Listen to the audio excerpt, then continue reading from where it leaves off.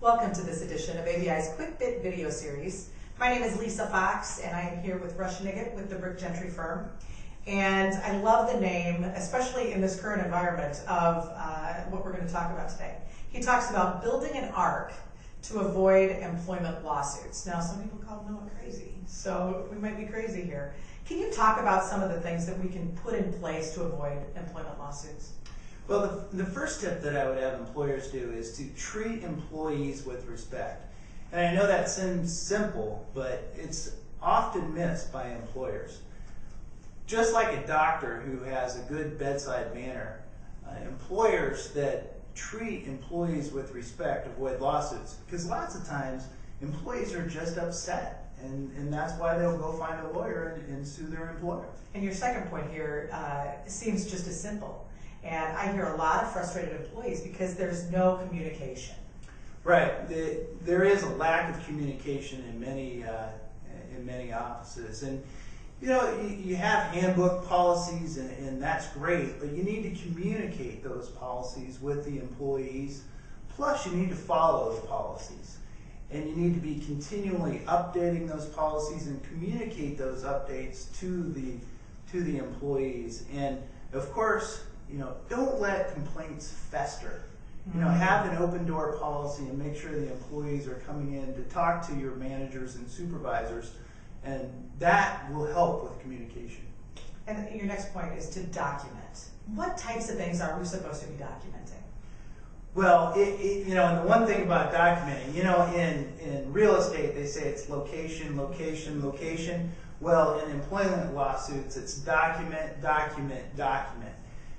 You have to document everything, you know, in terms of your employee evaluations. If there are problems, you definitely need to document that. What happens is that employers don't document the problems, and then they'll come see the employment lawyer after they've been sued, and they'll talk about how the employee, you know, created all these problems. Well, if they're not documented, as far as the jury's concerned, it didn't happen. Wow, that's a great point.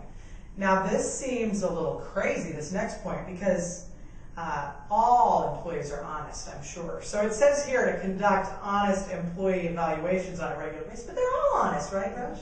Yeah, well, I've seen it time and time again, and I talk about, you know, Garrison Keillor and the Lake Wobegon effect, where everybody's above average. Well, that happens in the employment context as well. Every employment evaluation cannot have each and every employee be above average. It's just not going to happen.